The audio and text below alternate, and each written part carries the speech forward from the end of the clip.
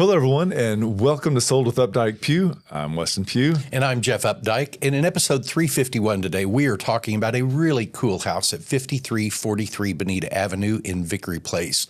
This is an architect-designed contemporary home built in 2016.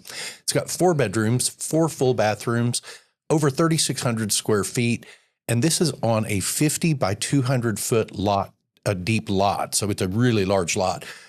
And the interesting thing is it's our third house in a row that has an ADU, separate guest house over the garage. And it's listed at $1,799,000, and it's got a very big 2-story red surprise coming. And we're also going to do Market Watch for 75206, the June numbers. They broke a pattern that we've all been watching, and we'll go and discuss that with you. We're also in What Locals Love. We're going to talk about 3 things. One's a restaurant that's been around for 30 plus years. The other is one of the most walked trails in Dallas. And lastly, we're going to talk about my favorite music venue in East Dallas. In Homeownership 101, we're going to talk about taxes and how the number that you inherited is actually not the same one that you looked up before you made that offer. And the June data is in, so let's talk about that. So before we actually get into the data, let's go ahead and give you a little context about what makes up 75206. So this is a neighborhood that's in East Dallas that is Greenville, Vickery Place. It actually goes and tracks up a couple blocks towards the Knox-Henderson area. And it's peppered with 1910, 1920 Craftsman bungalow that are actually right beside a lot of modern construction that's happening over there. So it's really interesting that buyers in this neighborhood have their choice between whether buying a 100-year-old home or a brand new modern construction all on the same street. And in 75206, new listings jumped 28% last month. Year over year, there were 96 new listings, and that is up from 75 a year ago. Closed sales came down in 47 against 50. That's a relatively small decrease, but the sellers came back in force, and they soaked up all of the inventory. So the median for 75206, this actually came in at 945,000, and that is up from 769,000 a year ago. And that is the highest month in 75206 this year. This is also going to be the number that people are going to constantly quote you. So let's actually talk about what sits with this. This is actually a median that a year or a month ago was 672,000. So nothing's actually changed in the zip code in the last 30 days. But what has changed is the number of homes and type of homes that have sold. 945,000 actually reads as a description of what has sold in June. It's actually not that every house in that neighborhood is gained 23%. Sellers took 97.3 cents on the dollar, and that is up from 96.2 a year ago. With supply being up 28%, sellers are still able to hold their price, and that number tells you that demand is in 75206 is real. It really is. So these are really great numbers. This is information that we can actually pull from almost any neighborhood in Dallas, whether it's a school district, something that you're interested in shopping as an investment. Let us know, and we'll be happy to set those up for you. But before we actually talk about the house, what we want to do is talk about 3 things that locals love in this Greenville area. 2 of them are walkable, and you're going to want to stay tuned. So there's so much packed into this pocket of 75206. We could do a whole show on it. But we're going to talk about 3 things. And when we talk about these 3 things, we don't want to talk about these are the best 3 things because there's a lot of best 3 things, but they are 3 really good things over there. So what we want to do is kick off with Cafe Izmir. Now, so Cafe Izmir, you can walk to it. It's right between Piggy Pie and Gloria's. They have valet parking if that's something that you need because it is Dallas.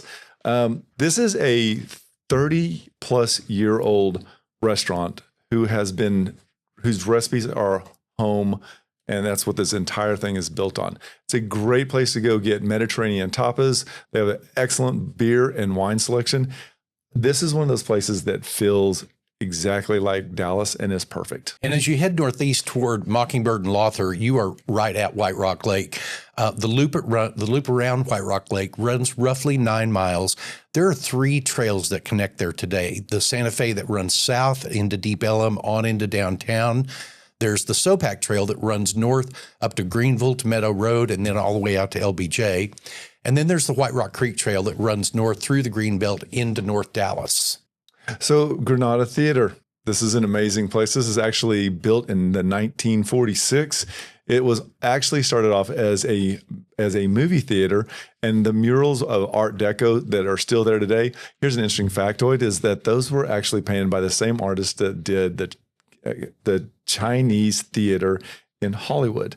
So this was actually reinvented in 2002 and became the theater that we know it today. This is actually where I've gone and spent 2 of the New Year's Eves and watched Jonathan Tyler and the Northern Lights. So if you haven't been there, it's a great place to go. You should definitely check this out. And that's the neighborhood. So now let's talk about the house and the big red surprise. So this is 5343 Bonita Avenue. This is a modern construction. This is a true delight. As Jeff was saying earlier, it's 200 feet deep, and that is really going to come into play later on. I love this shot. Yeah. I just love this shot. That is such a front porch that's inviting to the neighborhood. The lighting that they've chosen, the wood tone, all of it just ties together beautifully. It's also a pivot door, and we haven't had many pivot doors. As you come into this, you see a really great convey that conveys a really great floor plan. This dining room actually cascades to the second floor. And Jeff, take it from here. And look what it is. It's a 2-story slide, it works. It does. You may get to see me go down it later. This is a really great additional feature. It actually perfectly ties into this actual kitchen because both the backsplash and the island are the same color. So it really speaks back and forth really easily. I like the fact that everything is nice and clean looking. That brightness really does work with this modern design as we see here. And I really think the architect took a lot of time to create that false wall behind the appliances there. We'll see in just a moment what's behind, but he really did. This is it. The pantry is back there. And the reason I think it was such a great design is had they moved that wall all the way back, that room would have been oddly large. That kitchen and the area between the island and the wall just would have been really odd. It flows right into this living area. You have the built-in gas fireplace in the wall. You have a TV that's built in there. I love the polished concrete floors all the way through. I think Jonathan Delcambre is the actual architect, did a great job with this. I like the way that we get the indoor-outdoor feel as well, and the bar that we have here at the back.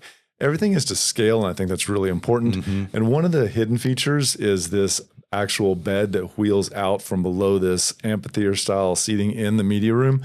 It's very interesting concept. We really thought it was really well done. And here we're going to take a little look at it from the upstairs. So this is going upstairs around the catwalk toward one of the bedrooms, but you get the feeling of the height that you feel when you walk in. That's probably a 22 or 23 foot ceiling all the way up. This is a small little reading space that is kind of where we were standing with that last shot. And they love their pocket doors in this house. Absolutely love them. So that's a pocket door into another room. This is not that room. This is the master bedroom on the back. And it's got these big double open doors that step out onto a really generous sized patio. And you look out over the backyard, the trees. I think these photos were probably taken several months ago because when we were standing there, you could not see anything around that. I would agree with you on this. And this is a really great twilight shot that they've used. It does show you that this is actually larger than what you would call a Juliet balcony. There is room to be standing out, actually seated, and it has a really great view of your yard as well. When we actually pivot around and look into this primary bathroom, one of the interesting facts here is that they've created a wet area, but they've also taken and gotten rid of the mirror. So rather than have a mirror as you typically do above the sinks, we've got this really large window that looks over the backyard. And this is a really, really good sized closet for the size of house. You have plenty of room for all of your drawer space, your built-ins, your hanging, and that's only one side of it. We always talk about how you'd add value to a property by bringing the outdoors in, and this really gives you more real just living space with the built-in kitchen, the table, that's all covered. And this is that huge backyard that goes out to another 2-car garage. There is a 2-car garage attached. That's another 2-car garage with a 400 plus square foot ADU built on top of it. And the ADU comes equipped with a kitchen, full-sized cooktop, and refrigerator as well. A nice kitchen island. And when we're going to pivot around, you're going to see that there's additional bedroom and living room space. So this is a really great inclusive, and it's not like they skimped on anything. The actual quality continues from the main house into this house, really making it an excellent addition to this property. And the owners have documented $30,000 a year in income off of that ADU. So this is 5343 Bonita Avenue. It's a 4-bedroom, 4-bath, 4-car garage with an ADU priced at $1,799,000. And we want to say thank you so much to Kat McCarthy for allowing us to feature this excellent home. Kat, is a real treat to us to get to use this home. I also want to throw in there that there's a link inside of the comments that'll actually take you to this.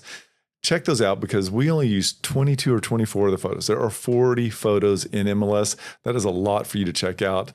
We just didn't have time to get through all of them. In Homeownership 101 today, we are going to be talking about property taxes. Isn't this such a fun subject? Don't go to sleep. Isn't this your favorite subject, Weston? When you were like, hey, let's do property taxes, I was like, are you serious? I was like, wow, we want engagement. Well, you know, every buyer does the same thing, and they do the smart thing. And it's when they look at a house and get serious about it, they look at the property taxes.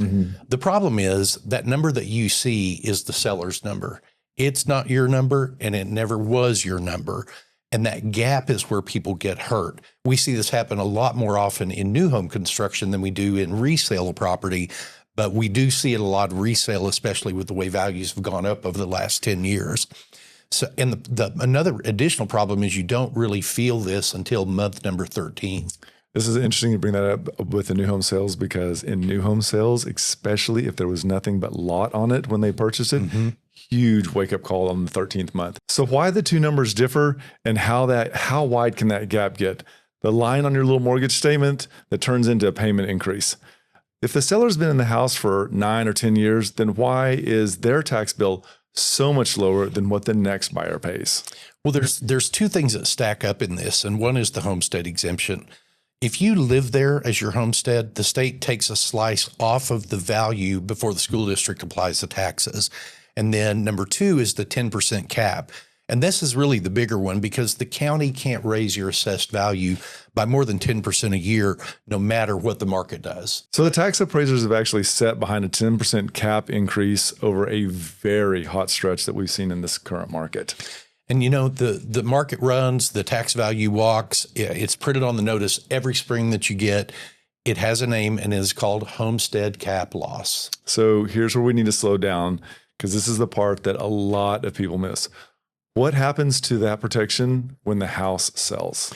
Well, it evaporates, all of it. January 1st, after you close, the appraisal district starts fresh, and they have a very good idea of what it's worth because you told them what you paid. Now, Texas is one of, I think, 8 remaining non-disclosure states. And you don't have to report your sales price anywhere publicly, but between the deed, the loan, and access to MLS through the appraisal district, they're not guessing. Just assume they know what you paid for it. And what about the seller's exemption? Well, that's gone because the seller's exemption was theirs. It did not belong to the house. So now you have to file your own. But that 10% cap doesn't start until the second year of your homestead exemption. So that first year, you're exposed to a full increase. So if a seller was 65 or older, the school taxes were actually frozen at a ceiling. And that freeze also dies at the closing table. Yeah. Ask about the taxes before you sign an offer. Yes. That is one of the biggest things you can do. So there's 5 taxing units out there. There's the school, there's the city, the county. If you live in the Parkland Hospital District, there's that. And then there's a Dallas County College tax in there. So you stack these up and that rate is roughly 2.2% of the value. That rate has actually come down over the last several years, but because values have gone up so much, the tax bill at the end of the day has still continued to go up and go up. So let's run an example of an $800,000 purchase so we can actually show you what these numbers actually mean. So if you're looking what's on the screen, the seller assessed at $700,000, and that's about $14,200 a year in taxes. The buyer resets that to $800,000, but files a homestead. Their tax bill still goes up, and it's about $16,450, and that's about $2,200 a year. It's $189 a month impact on your payment. What about if the buyer forgets to file their homestead exemption? Well, they don't get the benefit of the homestead exemption for that first year, and it ends up costing them about $1,400 more. Most people don't actually write a check for this increase in December on their tax bill. This actually comes out in your escrow, walking through how people actually pay this increase. So when the seller's calculating your payment, they need to have a tax number that they start with. And very often they use the last certified tax bill, which was the seller's tax bill.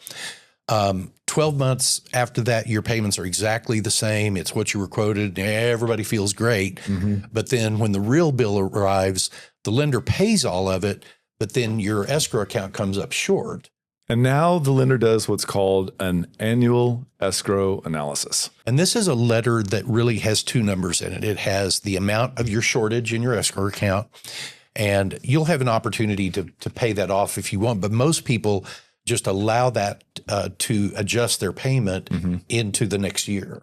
So here are 4 things that every buyer should do today. So number one, don't budget off the seller's tax bill. Take your purchase price roughly times 2.2% and calculate that number. And that is probably a more realistic number of what your tax number is. Number two, ask your lender in writing how they're factoring the 1 year of escrow. And if it's off of the seller's bill, ask them to use the number that you have calculated. Most of them they're happy to overfund that. Because they know what this looks like because they're the ones that are going to get the call. Number three, file your homestead exemption the day you close on your property. At least start the paperwork. You can't file it that day, but start the paperwork and do it as quickly as you can. There's no fee to do it. After closing, you will get everybody and their brother send you a piece of mail wanting you to pay $50 for them to do it for you, but it is free. Number four, protest your tax valuation every year. This year, I was just reading this morning in Dallas Morning News that they have had over 250,000 tax appraisal protests this year, which is a new record for Dallas County. As they should. Yes. This is one of the free things we get to do. So the best thing for you to do is budget the taxes off what you paid, not what the previous seller paid. Anything else that you have to do is just going to have to be clean up after that. That is great advice, and it is actual numbers that are going to affect you and your monthly bills, whether you like it or not. So if you have more questions about taxes, let us know, and we will help you work your way through that. Well, that's the show for this week. We hope that the numbers that we shared with you for 75206 were very helpful for June, and we hope that you found what locals love to be also insightful and enjoyed the 5343 Bonita Avenue home tour that we took you on.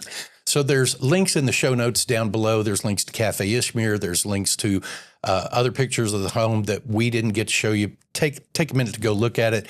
Be sure to like, share, and subscribe. And just remember, we want to be your realtors for life.